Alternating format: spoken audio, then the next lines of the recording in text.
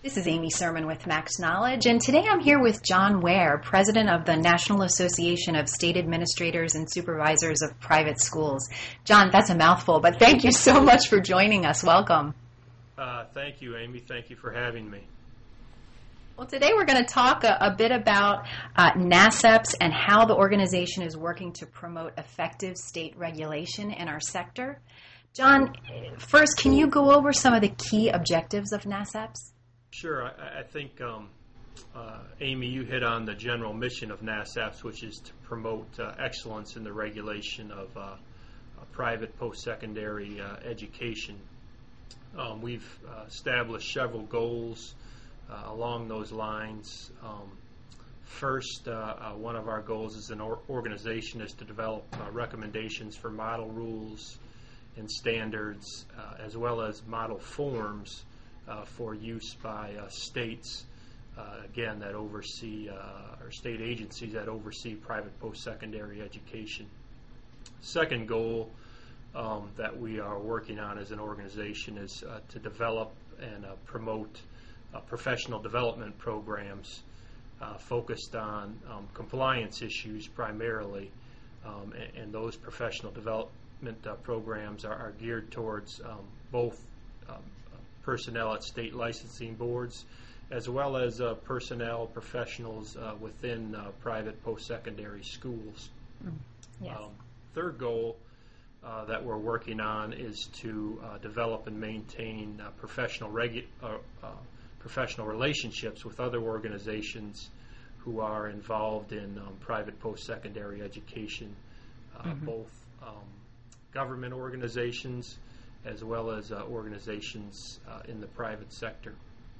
And finally, we've been working on becoming a clearinghouse for information, both collecting information and disseminating information, again, about what's going on within the private post-secondary education community. Important work, I know. Could John, for the rest of the interview, could you focus on maybe 2 or 3 areas of current focus, really important work that you're doing now that you're excited about? Sure, definitely. We've a few projects we have going on right now. One, most of this relates directly to the goals, but our common standards and forms. We have been working to develop common standards and forms that our members can use, member states can use. For example, several years ago we developed a common standard for the regulation of distance education programs and promoted that to our members, and a number of states incorporated either that standard entirely or provisions from that standard into their rules and regulations. We're also working on, as I mentioned, common forms, and this is particularly an issue for schools that operate in multiple states, and every state has their own forms that we'd like to develop. Sure. a common form where a school could fill out one form and a number of states would agree to accept that form in lieu of their state mandated form. So in that project, actually, really, it's been working on that for probably over a year now, but I think at our that's really coming to fruition here in the next 6 months or so. Wonderful. And then a couple other items we're working on. One is communication vehicles, again, geared towards state regulators. We have a listserv right now, an email listserv that we use. We're also working on trying to collect information and put it out on our website, again, on best practices, common forms, those type of things for our member states to use. So we've been, again, working towards that. And finally, a new project really that we've just gotten underway and pretty excited about is the new online training center that we are partnering with Max Knowledge as a vehicle, again, to promote continuing education and professional development for member states and for professionals within the private post-secondary education community. So Again, we have a few programs that we've already developed. One for Ohio, where I am, that's focused on training yes. for admissions representatives, and several others that are in the works. And I'm pretty excited about that. I think that could be very useful for states and, again, for schools and other professionals within private post-secondary education. Wonderful. Well, John, our interviews are really short, and I want to thank you for sharing what's going on at NASEPS. We know that you all are working tirelessly to promote really the effective, as I said, effective state regulation, and it really benefits the sector. Thank you so much for your time. Thank you for having me, Amy. I've enjoyed it. This is Amy Sermon with Max Knowledge, and I'm here today speaking with John Ware, Executive Director of the Ohio State Board of Career Colleges and Schools. John, thank you for joining me. Thank you for having me, Amy.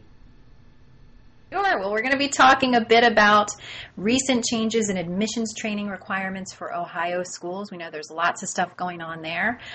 John, first, you and the board have been working for a number of years to develop training for Ohio admissions reps. Can you tell me why, how that came about?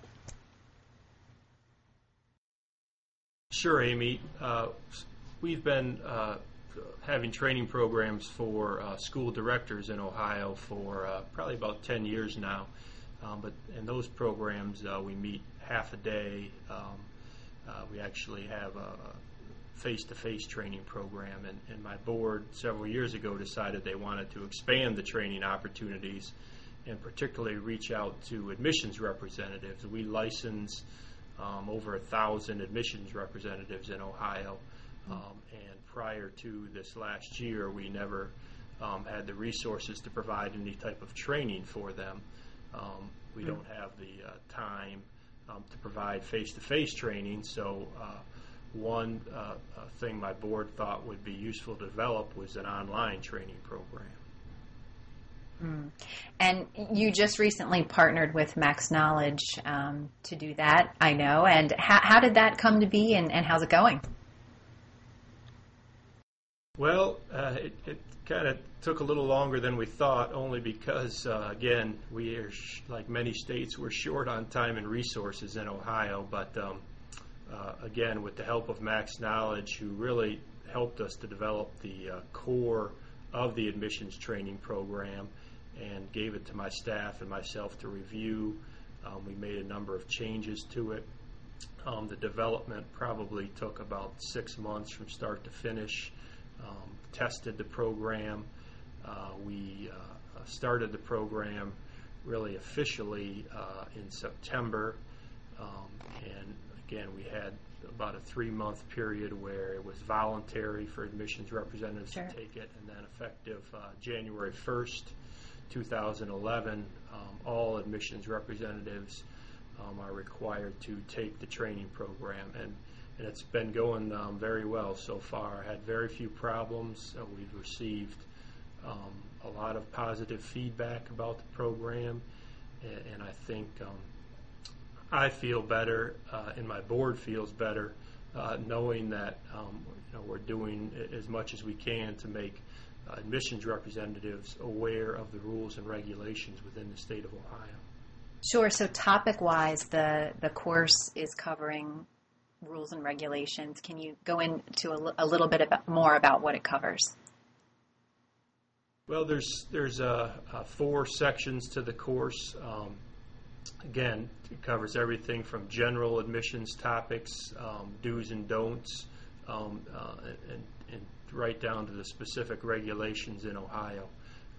What you can say, what you can't say during the admissions process. It goes over catalogs, enrollment agreements. Again, our goal is to just assure that admissions representatives understand and have a knowledge of what they are required to do within the state of Ohio. Now, a number of schools have their own training programs. In fact, most of the schools have their own training programs. So we're hopeful that this will just complement what the agents are already being told and reinforce it, really, that what the schools are telling the agency admissions reps are really what is in the rules and regulations of the state of Ohio. Wonderful. Well, we think a great addition, it being an online course, as you said, to complement what's already going on at the schools. John, thank you so much for taking the time to tell us a little bit about what's going on at the Ohio State Board and with admissions in particular. We very much appreciate it. Thank you, Amy.